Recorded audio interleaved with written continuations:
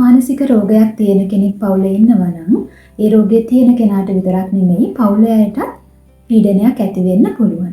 විශේෂයෙන් psychotic disorders වලදී පවුලේ අයට ටිකක් ලොකු වගකීමක් පැවරෙනවා. අපි මානසික රෝග කොටස් දෙකකට බෙදුවොත් සයිකොටික් ඩිසෝඩර්ස්, නියුරොටික් ඩිසෝඩර්ස් කියලා කොටස් දෙකක් ගන්න පුළුවන්. සයිකොටික් ඩිසෝඩර්ස් වලට තමයි ස්කිසොෆ්‍රීනියා, බින්නුන්මාදය වගේ රෝග අයත් වෙන්නේ. මේ සයිකොටික් ඩිසෝඩර්ස් වලදී අපිට යථාර්ථයත් එක්ක තියෙන සම්බන්ධය නැතුව යනවා. ඒ කියන්නේ ඇත්ත මොකක්ද බොරුව මොකක්ද කියලා හිතා ගන්න බැරි වෙනවා. නැති දේවල් ඇහෙනවා, පේනවා. අපි කිසිම පදනමක් නැති වැරදි විශ්වාස තදින් අල්ලගෙන ඉන්නවා. අපිට සක්වලින් කවුරු ඇවිල්ලා දැන් මාව අරන් යන්න ඉන්න මෙන්න මේ වගේ විශ්වාස එනවා.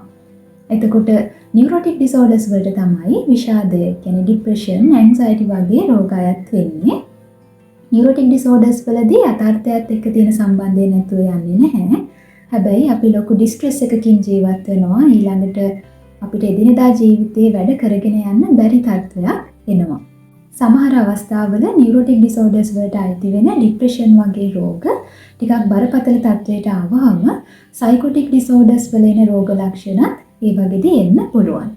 ඉතින් මම කලින් කිව්වා වගේ මේ සයිකොසිස් තත්ත්වයේ ඉන්න රෝගියෙක් ඉන්නවා නම් එදරයිට ටිකක් වැඩි වගකීමක් පැවරෙනවා.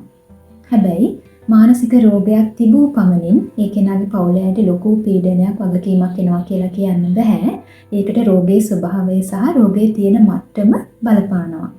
ඉතින් අද අපි පවුලේ අය විදියට පොදුවේ සැලකිලිමත් වෙන්න ඕනි වැදගත් කාරණා කීපයක් ගැන කතා කරමු. පළවෙනිම දේ තමයි රෝගය ගැන හරි විදිහට හොඳින් දැනුවත් වෙන එක. මම මෙතනදී හරි විදිහට කියලා කිව්වේ අපිට යාළුවන්ගෙන් නෑදෑයන්ගෙන් උනත් තොරතුරු ගන්න පුළුවන්. හැබැයි එතකොට ඒ තොරතුරු එන්නේ ඒ අයගේ දැනුම් මට්ටම් සහ අත්දැකීම් වලට අනුව නිසා වැරදි තොරතුරු එන්න පුළුවන්.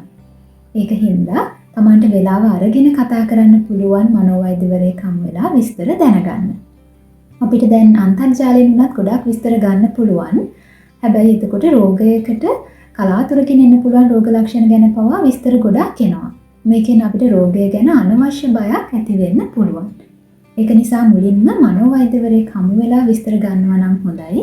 එතකොට වෛද්‍යවරයාට පුළුවන් මේ රෝගයේ තියෙන මට්ටම ගැන අවබෝධයක් ඇතිව අවශ්‍ය තොරතුරු අපිට ලබා දෙන්න. සමහර රෝග තත්ත්වවලදී රෝගියා Tamanට හානියක් කරගන්න, අත කපා ගන්න වගේ දේවල්, එහෙම නැත්නම් තමන්ගේ ජීවිතයට හානියක් කරගන්න, තව කෙනෙකුගේ ජීවිතයට හානියක් කරන්න පෙළඹෙන්න ඉඩ තියෙනවා. හැබැයි අපි රෝගය ගැන හොඳින් දැනුවත් නම් අපිට රෝගියාව පරිස්සමෙන් බලා ගන්න පුළුවන් වෙනවා. ඒ වගේම අපේ ආරක්ෂාවත් සලස ගන්න හැකියාව ලැබෙනවා.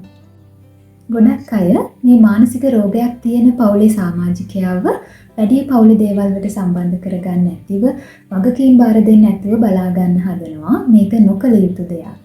ඕනිවට වැඩි බර පටවන්න කියනවා නෙමෙයි. හැබැයි මානසික රෝගයක් බෙහෙත් වලින් විතරක් හොඳ කරන්න බෑ. අපිට පුළුවන් විදිහට කායික ක්‍රියාකාරකම් වල යෙදලා වගකීම් බාර අරගෙන ඒවා ක්‍රියාත්මක කළොත් තමයි හොඳ රිකවරි එකකට යන්න පුළුවන් වෙන්නේ. ඒ නිසා පවුලේ කෙනෙක්ට මානසික රෝගයක් තියෙනවා නම් පුළුවන් තරම් පවුලේ දේවල් වලට එයාව සම්බන්ධ කරගන්න, වගකීම් බාර දෙන්න. මේක හැමදාම ගේ අතු ගන්නවා වගේ පොඩි දෙයක් වෙන්න පුළුවන්. හැබැයි මේ පොඩි දේවල් වලින් වුණත් සෞඛ්‍ය තත්ත්වයේ ලොකු වෙනසක් ඇති කරගන්න පුළුවන්. මේ දේවල් හරියට ක්‍රියාත්මක කරන්නේ කොහොමද කියලා දැනගන්න මනෝවෛද්‍යවරයෙක්ට, කවුන්සලර් කෙනෙක්ට කතා කරන්න. දැනට බෙහෙත් බොන කෙනෙක් නම් හරි වෙලාවට බෙහෙත් ටික කැම ටික ගත්තද කියලා බලන්න. සමහර වෙලාවට බෙහෙත් ටික බීලා හැබැයි හරියට කැම කාලා නැහැ. මේ වගේ වෙනකොට බෙහෙත් වලින් එන අතුරු ආබාධ වැඩි. ඒ නිසා හරි වෙලාවට කැම ටික බෙහෙත් ටික ගන්නවද කියලා බලන්න. ඒ වගේම නියමිත කාලයට මනෝවෛද්‍යවරයා හමු වෙන්න. ඒක කල් දාන්න එපා.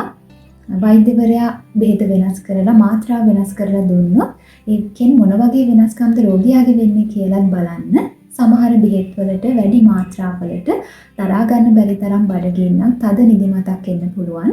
මේ වගේ තැන්වලදී මේ දේවල් ගැන ඉක්මනින් වෛද්‍යවරයා දැනුවත් කරලා අවශ්‍ය වෙනස්කම් සිදු කරගන්න. ඕනිම මානසික රෝගයකට අවශ්‍ය නම් බෙහෙත් අරගෙන නිකන්ම කාලය ගත කරන්නේ නැතිව පුළුවන් තරම් ක්‍රියාකාරකම් වල යෙදෙනවා නම් හොඳ රිකවරි එකකට යන්න පුළුවන්.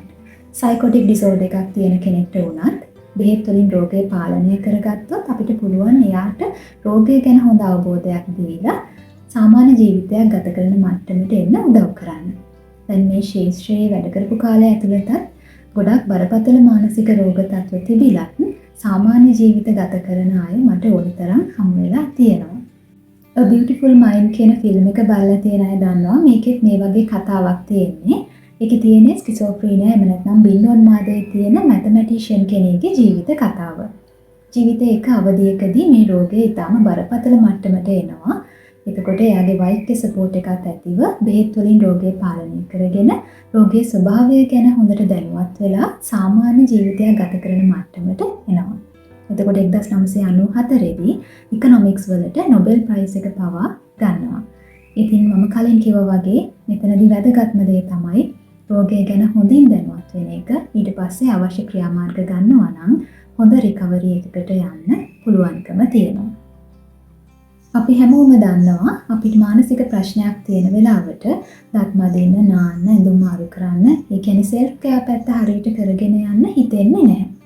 මේක දීර්ඝ කාලයක් වෙන්න ගියොත් අපිට වෙන වෙන කායික ප්‍රශ්න, හැමේ රෝග වගේ කායික රෝග එන්න පුළුවන්. ඒ වගේම තමයි අපි නාලා පිරිසිදු වෙලා ඉන්නවා නම් ඒකත් මානසික සෞඛ්‍ය යහපත් මට්ටමට ගන්න ගොඩක් උදව් වෙනවා.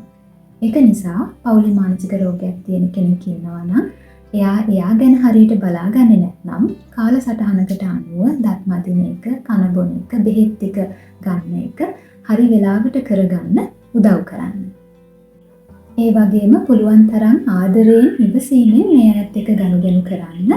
හැම වෙලේම ඒ අයගේ පැත්තෙන් මොන විදියට දැනෙනවද කියන එක කල්පනා කරලා බලලා ඕනිම දෙයකට ප්‍රතිචාර දක්වන්න. අපි සරල උදාහරණයක් විදියට ડિප්‍රෙෂන් තියෙන කෙනෙක් ඇඳෙන්වත් බහින්න බෑ කියලා කියනවා කියලා හිතමු. මේ වගේ වෙලාවට ඔක ඔච්චර අමාරු වෙන්නේ මොකද ඉක්මනට ඇවිල්ලා වැඩ ටික කරගන්න කියලා අපි කෑ ගහලා හරියන්නේ නැහැ. මොකද රෝගී ස්වභාවය අනුව ඒ රෝගියාටම අවශ්‍යතාවය තිබුණත් එයාට ඒ වැඩ ටික සාමාන්‍ය විදියට කරගන්න අවශ්‍ය වෙන මානසික ශක්තිය නැතුව යනවා. ඉතින් මේ වගේ වෙලාවට අපි පුළුවන් තරම් එයාගේ පැත්තෙන් ඒක තේරුම් අරගෙන එයාට උදව් කරන්න ඕනේ. ඉතින් ඒ නිසා මනෝවෛද්‍යවරයෙක්ගේ, මනෝපදේශකවරයෙක්ගේ වගේ මේ හැමෝගෙම මඟ පෙන්වීම ඇතුව රෝගියාට අවශ්‍ය සහයෝගය ලබා දෙන්න. අද අපි කතා කළේ පවුලේ අය විදියට රෝගියාගේ පැත්තෙන් සැලකිලිමත් වෙන්න ඕනි දේවල් ගැන. මේ වගේම අපි අපේ කායික මානසික සෞඛ්‍ය ගැන බලා ගන්න ඕනි. මොකද ඒක අනිත් පැත්තට රෝගියාට බලපානවා. හැබැයි අද අපි මේ ගැන කතා කරන්න ගියොත් වීඩියෝ එක දිග වැඩි වෙන නිසා අපි ඊළඟ කොටසෙන් මේ ගැන කතා කරමු. එහෙමනම් ඔයාලා හැමෝටම සුබ දවසක්.